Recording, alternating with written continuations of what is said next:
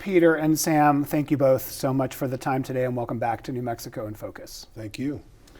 So the audience just heard Lou sort of outline the parameters for this conversation, so we'll just jump right into it. Sam, what are the 2 or 3 biggest and most sort of important things that you're looking for in terms of what comes out of the 60-day legislative session?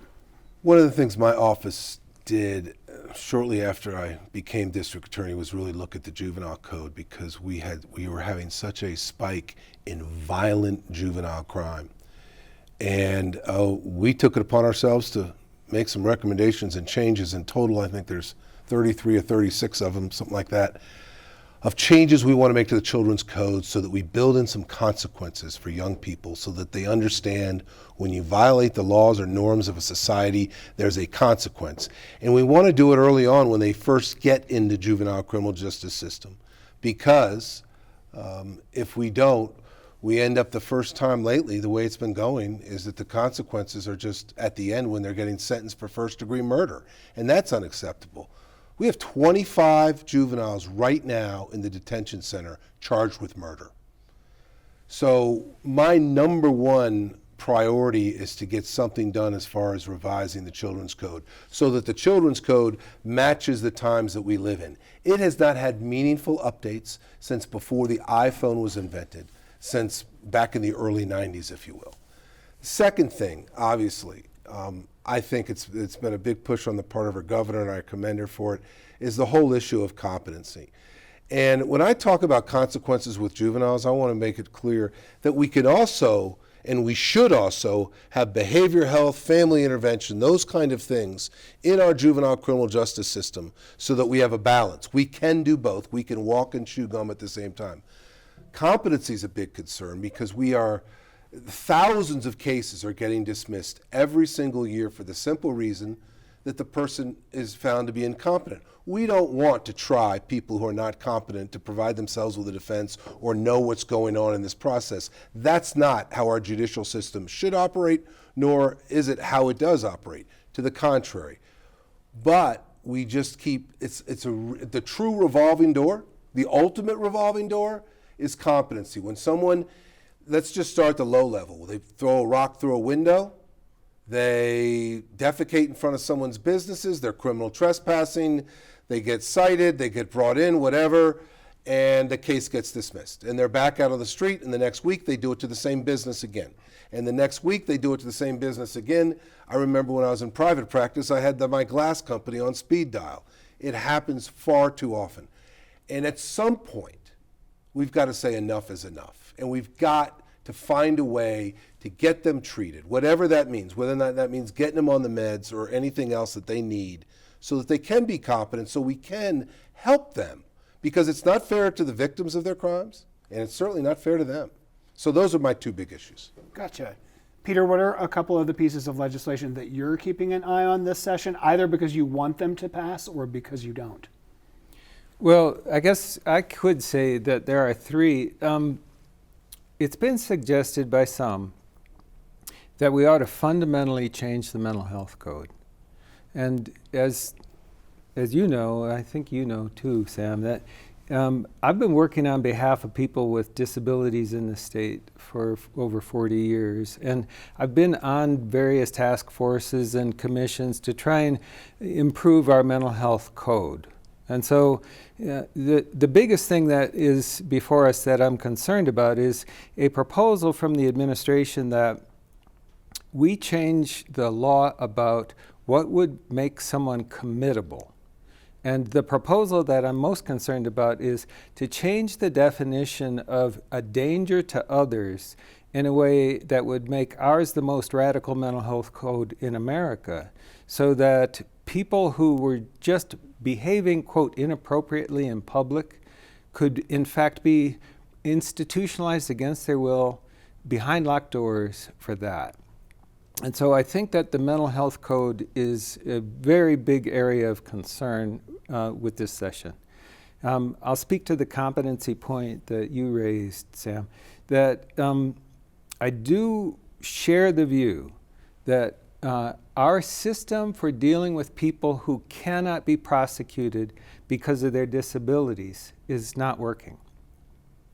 I do think, however, that there is some concern with what might happen with this legislation.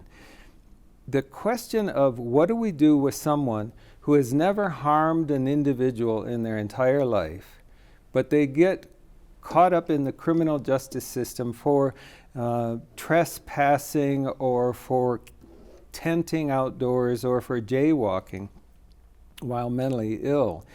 I think that's a big area of concern. We have proposed through our Coalition for a Safer Albuquerque that we establish for people with behavioral health needs a waiver program like the DD waiver. In 1984, we set up the DD waiver program for people who have an intellectual disability or a developmental disability. And so I have seen that program grow from 232 people to 7,900 people over 40 years. I'm acquainted with hundreds of people in the DD waiver program, including people who have behavioral health needs, who have psychiatric medicine, who sometimes have been arrested and jailed. And by enrolling them in the DD waiver program, where they get 24-hour supervision and support, where they get case management and day services, access to medicine, someone to support them every minute of every day. I've seen people who have been arrested be in this program for decades without ever getting into trouble with the law again. And so I think that we should have a waiver program so that if someone ends up in trouble with the law because of a psychiatric condition or a substance use disorder, another behavioral health problem, brain injury is another example, that instead of those people being released after they're found incompetent to fend for themselves out on the street, that we ought to offer them the same kinds of services we give to people with intellectual and developmental disabilities. So they do have a group home or a supported living arrangement with continuous support and supervision and a case manager, and that they would then end up not in trouble with the law in the future. The idea of institutionalizing such people, whether they're in a jailhouse or in a psychiatric institution, is the problem that I have with some of the provisions that I perceive in the competency statute that is being proposed. Sam, is that? Please. Please. Peter, you are so well versed in these issues, and I know you've been working on them most of your professional life, clearly. What do you do, though, with the person that doesn't want the treatment, that refuses the treatment? Do we just keep letting them back out on the streets to break more windows on office buildings, to trespass, to be screaming crazy things out of the front of a business? Or even worse, for example, who start to get a little bit violent. What do we do with them if they just say, no, I don't want to do your treatment? We have to find a mechanism to force them into that. People who vote with their feet, who say that they won't stay in their DD waiver group home, are very few. And on occasion, there have been some people who have opted out of the program, who have ended up homeless again or in trouble again. But it's such a small percentage of the people that I want us to not focus on that. Let's be frank.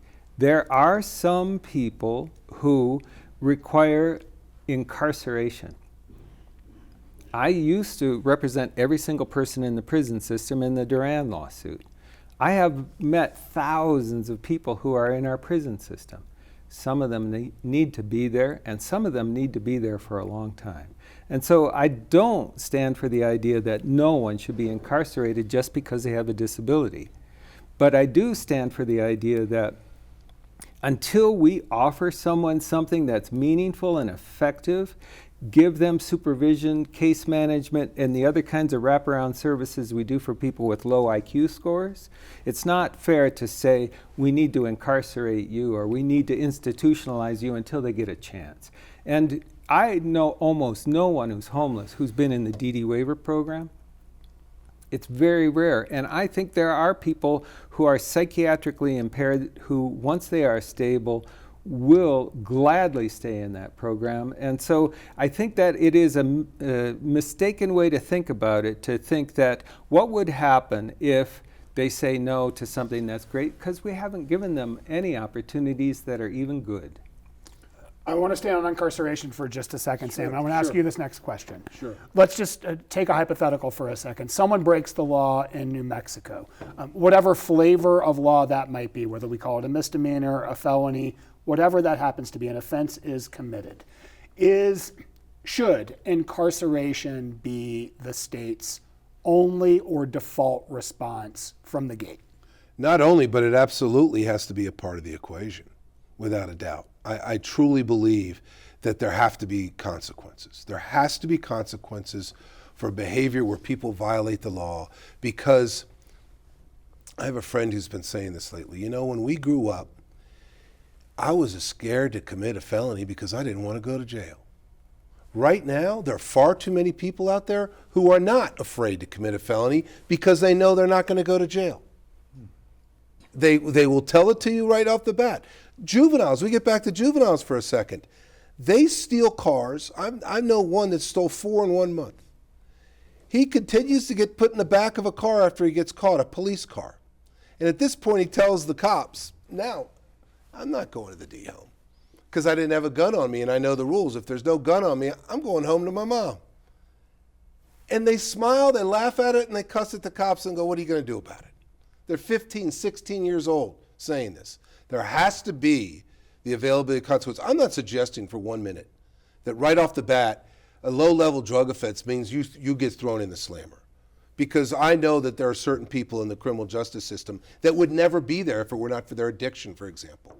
We need to do our best to divert them and give them the kind of drug treatment that they deserve just as being human in our community. We should be doing that. But you keep doing it, and you're not getting anywhere. Yes, there's going to be consequences as far as I'm concerned. Let's stick on this for just a minute. And Peter, I want to give you a shot at this next. I want to talk for a second about the idea of deterrence. Is the idea, because we hear these phrases, especially during legislative sessions every year, tougher penalties, ratchet up this, ratchet up that. Do you think that longer sentences, longer periods of incarceration, do those serve as a deterrent to future crime? Is that just about making communities safer right now, or is it both? Again, I'm going to come back to juveniles for an example. We just had a 23-year-old shoot a police officer in the leg, and then he got shot and killed. When he was 17 years old, he was convicted of killing 3 people with a shotgun. He did 7 months, and then he was out. That was we'll call it deterrence, call it whatever you want. That was the sentence, and then he was out, and he shot a cop. That's unacceptable. So that's not a consequence learned. I mean, he spent some time, if you will, but 7 months? No, when you commit violent crimes, and kids, if you commit adult crimes, you're going to be charged as an adult if I get the opportunity. So I do think it makes a difference, and I'm absolutely believe that that is something we have to do, is punish people for their conduct, set an example, and deter by putting people in jail when they continue to commit, and anytime you commit a violent crime. Peter, you've spent a lot of time thinking about and with incarcerated people. What's sort of your take on whether increasing penalties or some of the proposals we see in the legislature now do anything about future crime? I have discussed with every single person on death row, how did that happen? Back in I guess it was 80s and 90s, I used to actually go to death row now. go to the prisons where Santa Fe, where we had a death row, and I got to know those people, and I could just say that one thing that's obvious to me is that nobody I've ever met who has faced the ultimate punishment for their offense thought about whether or not they'd go to jail at the moment they were doing it. And so I have to say that it is imperative that some small number of people be separated from society for the good of society. I do not believe that people should not be consequenced, and I don't believe that people who commit violent offenses should be free to roam the streets. But I do think that it is never true that people who are committing serious offenses are thinking about whether they'll get 10 years or 20 years or life. And so I do question anyone who says that longer sentences accomplishes anything. There's a lot of literature that would suggest that that's not the case. But I do in fact think that there is an area where Sam and I are in agreement, which is the certainty of swift apprehension is the best deterrent to crime. And I do think that we should be doing more in terms of using law enforcement efficiently. But in my mind, we spend almost, I don't know what the percentage is. I used to know and I forgot it in the moment. But we spend a huge amount of time having police officers do things that don't have anything to do with violence or crime. And so that's why the city was prodded by our Coalition for a Safer Albuquerque to create the Albuquerque Community Safety Department. And so I think that taking away from police officers as much as we can so they can focus on violent crime would be smart. And so I think we should vastly increase the number of people who work for Albuquerque Community Safety. I think we should vastly increase the number of people who provide case management and support to people who are on the streets. I think that there are many things we should do so that law enforcement won't be bothering with mental health problems and intoxication problems where there's no crime and no danger of violence. And so then I would like to see law enforcement focus on violent crime and serious offenses. And so I think building up those kinds of social services and behavioral health services and substance use treatment services will allow police officers to go back to what they were designed to do, which is apprehend people swiftly when they do commit serious offenses. Please. Just ACS, for example, I totally agree with you. We need to encourage the continued building out of that. I think it's fantastic. I agree with you on making sure we have a behavior health system that works. I will come back to what you said, though, about incarceration for just a minute. You say, Peter, and I understand why you say it, that nobody says, I didn't care whether or not I was going to do 5 or 10 years, that's not why I did the crime or anything like that. But if you have someone who doesn't think they're going to do any time by committing crimes, that they're not going to do crime, then there's nothing to lose for them. And so they're more inclined, if you will, people are more inclined if they think there's going to be no punishment.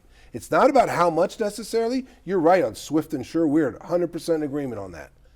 But at the same time, if they don't think they're going to go to jail, if 17-year-olds are told by 22-year-olds, and until you're 18, don't worry about it. They're not going to put you in jail.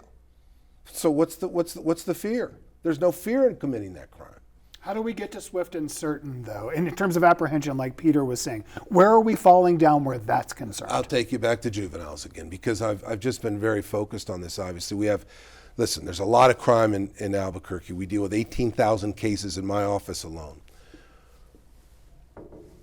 But swift and sure, when that kid gets picked up for the stolen car, and he just gets put in the back of the car and driven home because the D-home won't take him, that may be a temporary arrest, right? Okay, he may be in the back of the car. And he may have just been caught driving 75 to 100 miles an hour down a 30-mile-an-hour zone in a stolen vehicle that him and his buddies stole. But that's not swift and sure deterrence in any way if you're just getting taken home with your mom. When an officer says, I think this kid needs to be booked in the D-home needs to take him. Right now, that's not happening every time.